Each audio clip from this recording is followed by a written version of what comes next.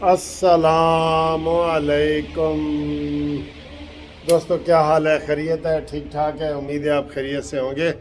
میں بھی در خیریت سے ہوں، ٹھیک ٹھاک ہوں۔ اور بڑے گھپلے سامنے آ رہے ہیں جناب، اب ظلم کی داستانیں آئیں گی۔ میں نے آپ کو کہا تھا نا کہ جب یہ عمران جائے گا نا، آپ دیکھنا کس طرح کے گھپلے سامنے آئیں گے، کس طرح کے۔ یہ دوسروں کی پگڑی اچھالنے والوں، سن لو، اب ٹائم آ گیا ہے۔ جن جن لوگوں نے بھاگ رہے ہیں، قسم سے بھاگ رہے ہیں، ایک رات میں بھاگ گیا شہزاد اکبر۔ صبح کو اس نے بیان دیا عدالت میں کہ میں کہیں باہر جانے والے نہیں ہوں۔ عدالت نے اس کا نام ECL سے نکالا اور رات کو 2 بجے والی فلائٹ سے وہ چلا گیا۔ یہ لوگ ہیں۔ یہ اب میں آپ کو بتا رہا ہوں، شہباز گل بھی بھاگنے لگا ہے، اور اب یہ جو ہے کیا نام ہے، زلفی بخاری بھاگنے لگا ہے، معید یوسف بھاگنے لگا ہے، نشتر ثانیہ بھاگنے لگی ہے۔ یہ سب بھاگنے لگے ہیں، سب۔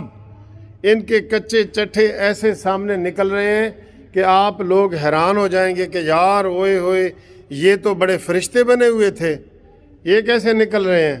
ٹھیک ہے، اب یہ دیکھیں مریم اورنگزیب ان کے کچے چٹھے نکال رہی ہے۔ یہ سازش کی، میرے خلاف چیف الیکشن کمیشن سازش کر رہا ہے۔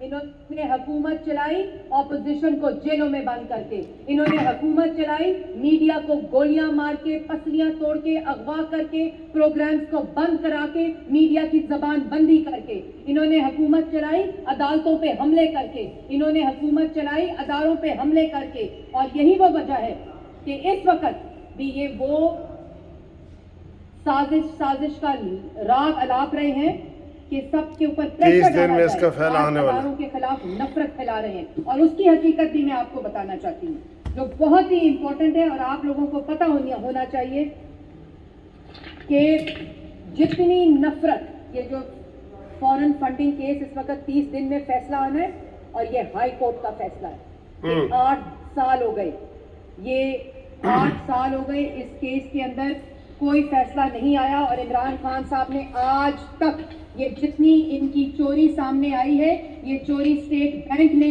اپنے دستاویز سے پکڑی ہے۔ انہوں نے آج تک کوئی دستاویز الیکشن کمیشن کو جمع نہیں کرایا، اور اس کے بعد کبھی پریشر ڈالتے ہیں اداروں پہ، کبھی گالیاں دیتے ہیں، کبھی نفرت انگیز بیانات دیتے ہیں، کبھی کہتے ہیں سازش ہوئی، ان کے مطابق ڈوزیئر آیا اور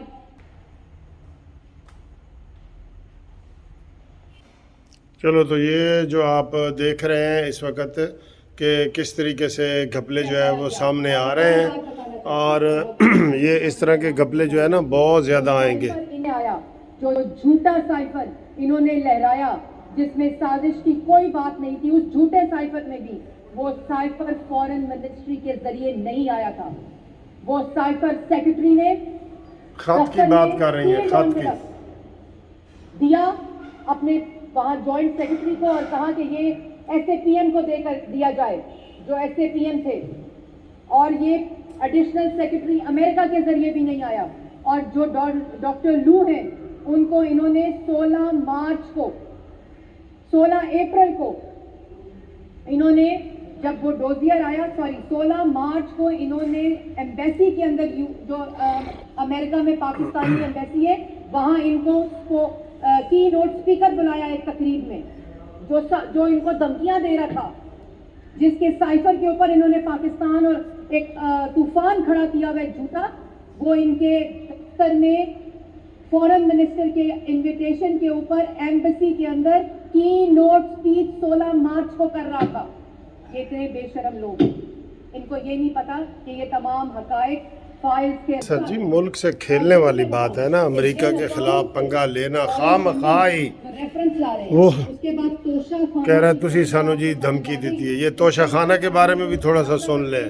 کہ وہ 1 منٹ میں بتاتی ہوں، چوری پکڑی جائے تو دھمکیاں دو، چوری پکڑی جائے تو گالیاں دو، چوری پکڑی جائے تو سزائے موت کی چکیوں میں ڈالو، چوری پکڑی جائے تو جھوٹے الزامات لگاؤ۔ ابھی کچھ دیر میں کل آپ کو پتہ چلے گا کہ ایک سازش ان کے خلاف الیکشن کمیشن میں بھی ہو رہی ہے، ایک سازش توشہ خانہ کے اندر جو 14 करोड़ की मालियत की चीजें 3 करोड़ के अंदर उन्होंने रिटेन की। लेकिन इससे बड़ा गुनाह क्या किया, 2018 में 50% आपको जमा कराना पड़ता था रिटेन करने के लिए, और जो कमेटी उसकी वैल्यू बनाती थी वो इंडिपेंडेंट कमेटी होती थी।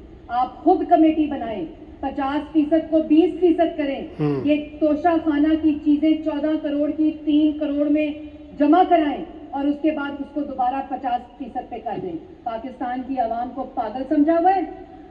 और आपको बतौर वजीर आजम ये तोहफे मिले थे और आपने इसके ऊपर अपनी दुकान लगा ली और उसके बाद गाली देते हो। उसके बाद कहते हो अदालतें क्यों खुली? अदालतें इसलिए खुली थी कि तुमने आइन शिकनी की थी।